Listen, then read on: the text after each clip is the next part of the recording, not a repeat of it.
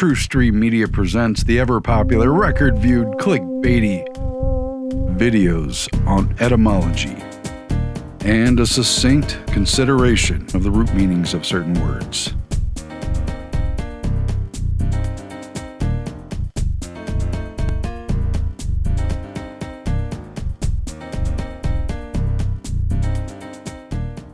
Here in the V's we find vote, from the Latin votum, or French volere, principally an ardent wish or desire, a vow, a prayer.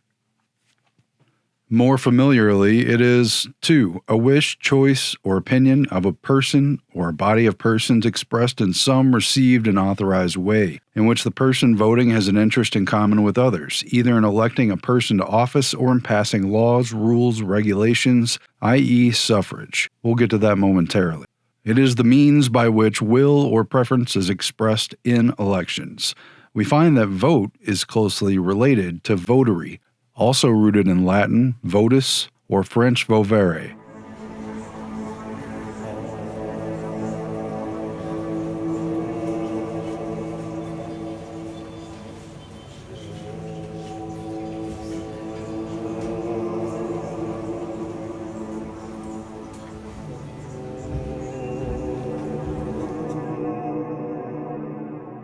Dictionary flip, suffrage, to vote for, to elect, from the Latin suffragium, perhaps originally a broken piece, a potsherd, used in voting, and in French, sub, under, plus frangere, to break. A vote given in deciding a controverted question, or in the choice of a man for an office or trust, the formal expression of an opinion, assent, vote, testimony, witness, approval. Ecclesiastically, a short petition, a prayer, in general, as one offered to the faithfully departed, also aid and assistance. So, it's the perfect analogy to putting the broken pieces of Humpty Dumpty back together. They just can't do it. Vote, votary, which is a vow or promise, consecrated by a vow or promise, one devoted, consecrated, or engaged by such a vow or promise, especially one devoted, given, or addicted to some particular service, worship, study, or state of life. Addicted, that's interesting. We need to have more than one perspective on voting here. Here is the freest democracy in action. The aged and young bring the cross-section of the people to the expression of their will in an atmosphere of calm domestic purpose. In several different senses, voting isn't merely casting a decision on a ballot, but casting one's will, casting a wish, and expressing or signifying the mind, will, or mere preference, and done with the same kind of superstitious devotion of a votary offering.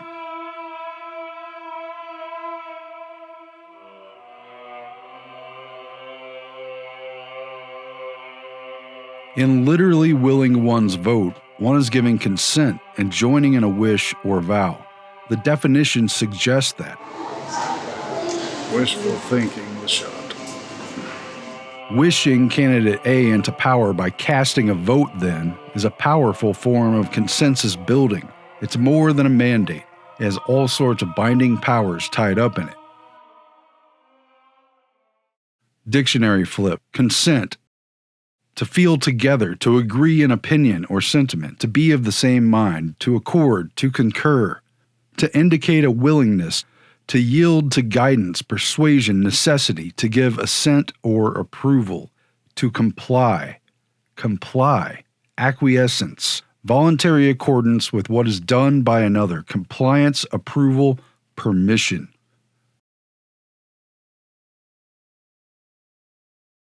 Dictionary flip, will, the power of choosing, the faculty or endowment of the soul capable of choosing, of the mind on what to do or not to do, in preferring or selecting one of two or more objects, the choice which is made, a determination or preference which results from the act or exercise of the power of choice, a volition, the choice or determination of one who has authority. Think about that.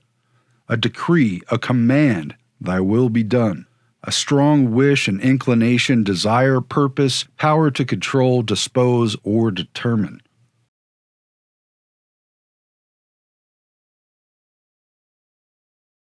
dictionary flip, mandate, an official or authoritative command, an order or injunction in Webster's New World College Dictionary, to put into one's hand in trust the wishes of constituents expressed to a representative, legislature, etc., as through an election and regarded as an order. In Scots law, it's a contract by which one employs another to manage any business for him, and in Roman law it's the same, but with indemnity for the manager, the leader, the president, what have you. And while you may vote or wish for a candidate that seemingly most closely allies with your favorite positions, time has shown that such candidates tend to exercise a will of their own, one typically imposed by their paymasters and closed-door backers. Recent American history is some of the best testament to that. So if you're asking me, are we a democracy? In one sense, we are. All right, you can run for office. You can raise your issues. On the other hand, in terms of who has the real power, money people do. And I use the term oligarchy. And in bowing and wishing and voting for the lesser of two evils, one is, of course, still voting for evil. Cycle after cycle, there's evidence of presidents and major party figures pursuing and implementing unconstitutional measures, actions done in the name of those who elected them and gave them power, but which operate to weaken and undermine the rights of the very people they were meant to represent. You have done as instructed. You will remember nothing about this. Nothing. Sorry if this is too obvious. To make matters worse, there's very little evidence to suggest that your vote actually counts in the actual electoral process. Among other things, the Electoral College determines the actual votes for the president, and their members are composed of big party delegates. The districts for electing congressional representatives are gerrymandered everywhere in the country by the two major parties who alternate, or rather oscillate, in their domination of the process of drawing up the districts every decade, determining likely outcomes in advance. These are the races we have to win. We're very discreet, reptilian, cold-blooded. These are the races we have to win. Meanwhile, the number of people represented by each member of Congress has swelled dramatically over the centuries. And while you may get the chance to shake your rep's hand once in a while, it's pretty unlikely that an average Joe would actually be listened to by a representative in Congress. Millions of dollars a plate. That's the reality of politics. They are looking down from on high at the people who make the difference in their communities. And that is the reality of politics. Look at the ring of sweets, okay? This is not unique to Democrats. There is a game of money. When people talk about uniparty, we are strangled by the money reality in our politics. Those sweets start at 500 grand.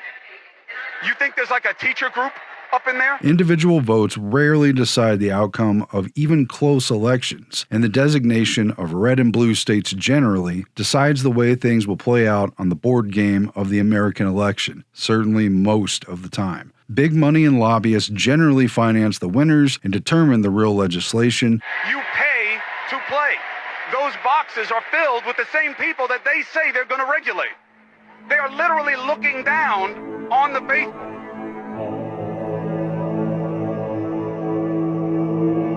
Outsider candidates, anyone who might be truly independent, have an impossibly difficult time even getting on the ballot at all in the first place. And most third-party presidential candidates have failed to even be included in the debates.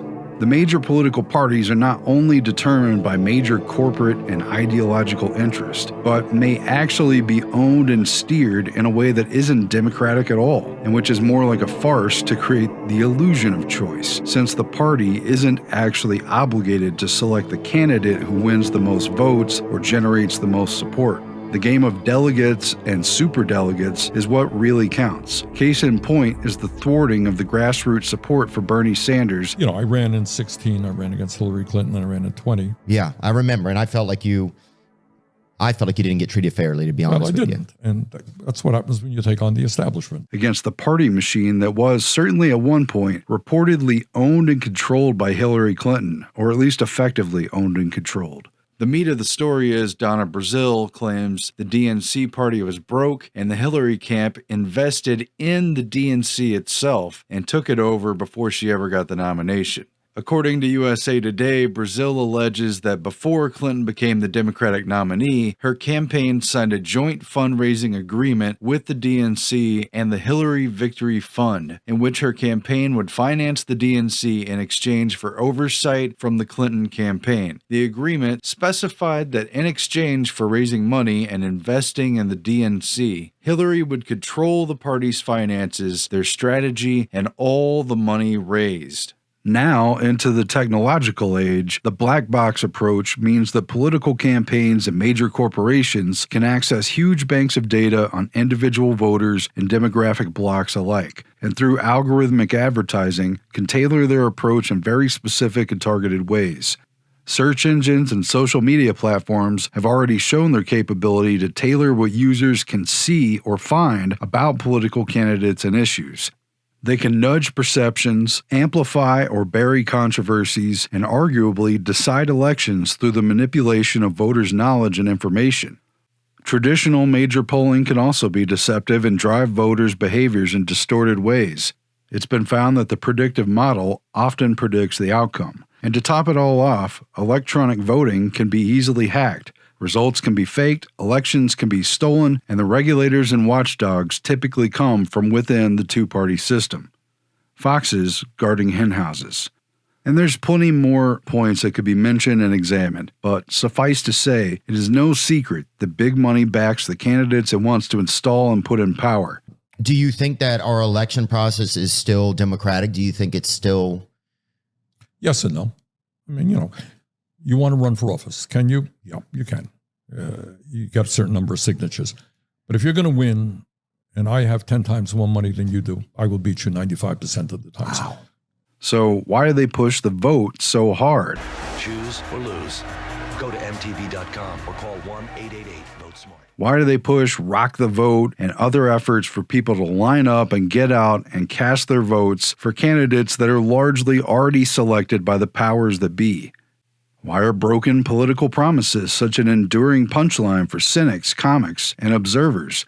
Why do people fall for this, and why do they put their energy into it? Anyone facing up to the real politic can see how futile the election process is. So what is the point of voting? It seems to me that many people underestimate the value of generating consent, of giving people a sense of power and an input into a process, despite the fact that they hardly have control over it. By having the endorsement of a plurality of voters or the widespread illusion of popular support, they not only have the perception of greater legitimacy, but they also harvest some kind of energy of the will in the support that they garner. The power of consent, of inviting in a ruler, of having people wish for and vote for a candidate or law, it carries a strong weight. Even though the proof of this happening, it's more on the emotional and psychical side, and therefore it's difficult to make it more tangible and concrete. It is a factor, though, and it's a major factor. And it feels like genie rules. It feels like a trickster sometimes campaigning for your consent, sometimes fooling people outright. Candidates have long known how to say what people want to hear. And to get that consent, they'll promise almost anything. We'll be the master of the land. I command you to build me a barrier. So it's not surprising when the campaigning season resonates with what they want to hear, and the reality is something different. But once you wish for them, they do something else, something usually that the people pulling their strings want done. And this is where it's an important point, that the government does have very real power, and the powers written in the Constitution have been greatly exceeded. There's a lot invested in especially the executive branch, but the entire system of the federal government. So there's real power there. The problem is that the idea of our voting for our leaders or changing things through voting is extremely illusory because of the degree to which the strings are pulled behind the scenes.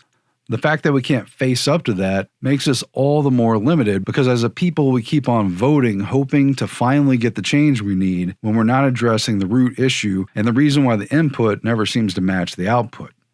It's a failure to recognize the real levers of power.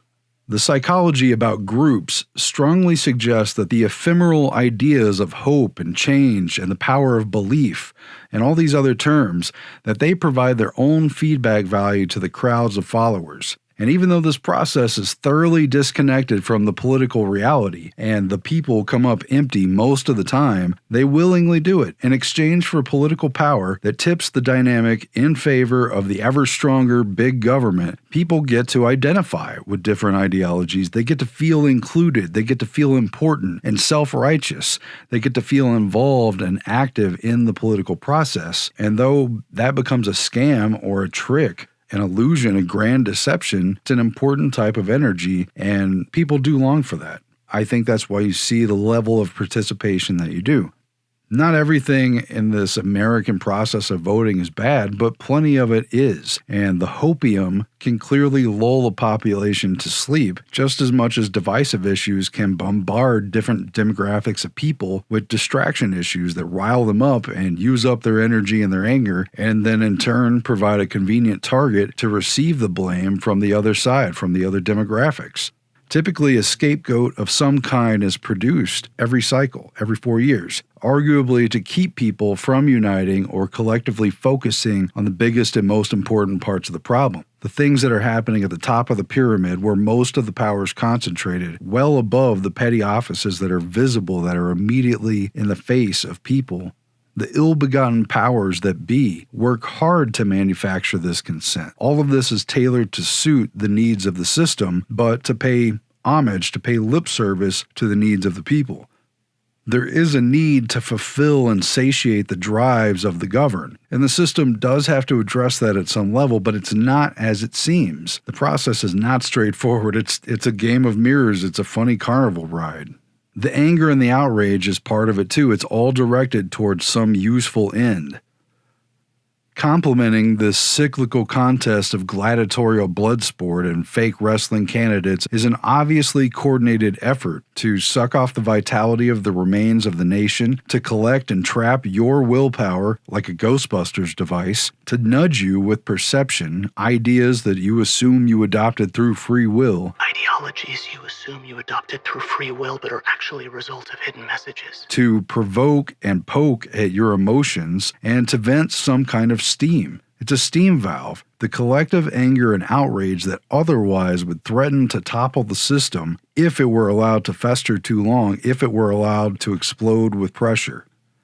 And it's also, in many ways, to harvest the clicks and likes of our lives, including in the pre-social media period, and to accumulate the currency of our attentions. Regular people may not have much say, after all, on who's elected, what laws are made, how public monies are spent, or how power is wielded. But we don't have to give our consent as well. We don't have to wish for it. We don't have to consent to it. We don't have to give permission and a mandate for it. That's the difference.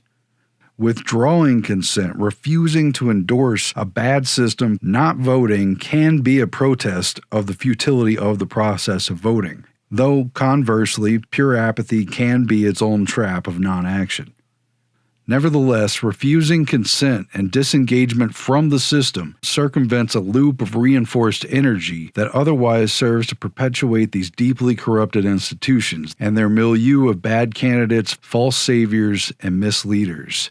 I would still caution against the philosophy common to many voters of so-and-so being the better choice this time around, the lesser evil, the only choice given these two bad choices, and then just going for the vote anyway. Most important election in the history of our country. The most important election of our lifetime. Most important election of our lifetime. This is the most important election. Most important election. 2008 is. This is the most important. The most important election. Most important election. One of the most important elections you've ever voted in your entire life. In our lifetime. Our lifetime. The single most important election. This is the most important election in history. The most important election in this nation in 50 years. The most important of all choices. One of the most vital in the history of America. This time, vote like your whole world depended on. Because all such votes are not just weak, they're bad if they don't align with the sound principles, things such as individual rights, limited delegated constitutional government powers, and limits on the actions of federal agencies and what FDR once termed broad executive power.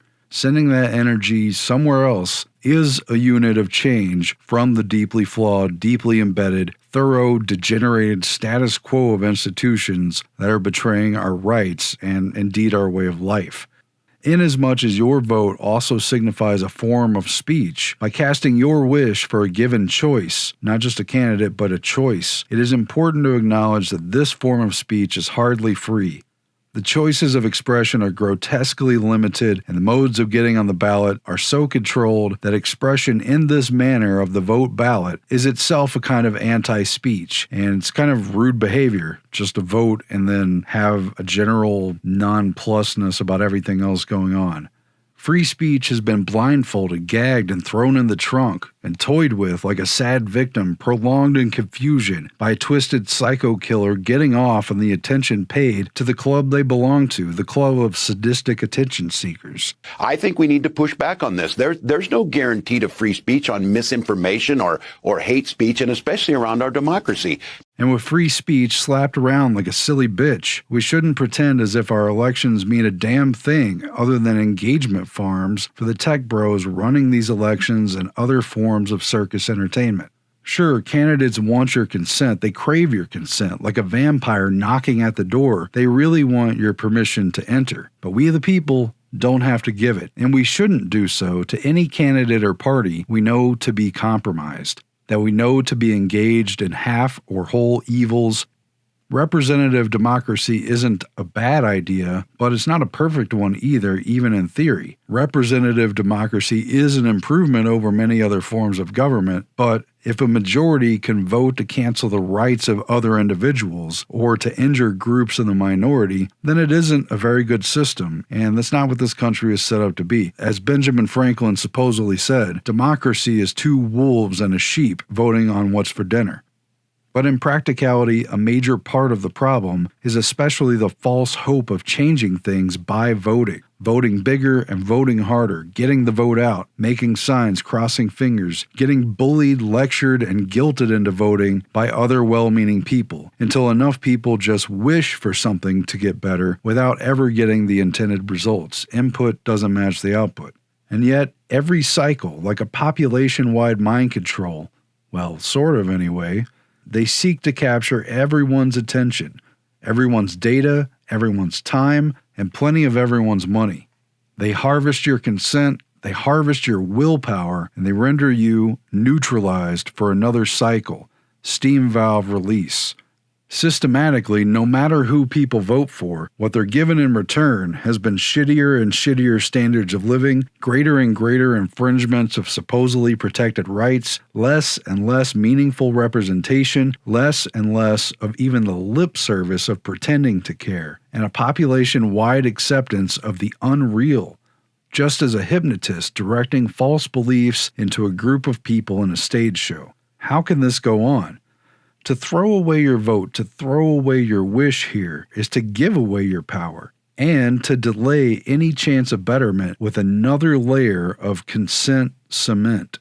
The exuberance and cheer and naive excitement over this selection process is terrifyingly cringe, but the apathetic compliance in just going along with it even though you know how flawed it is, voting in spite of, to me that's somehow worse. I mean, that's a problem. Your intention matters. Pile up the biggest vote in the nation's history. And Aroused America cuts across all party and factional lines to record its verdict. Here is the freest democracy in action. The aged and young bring the cross-section of the people to the expression of their will in an atmosphere of calm domestic purpose.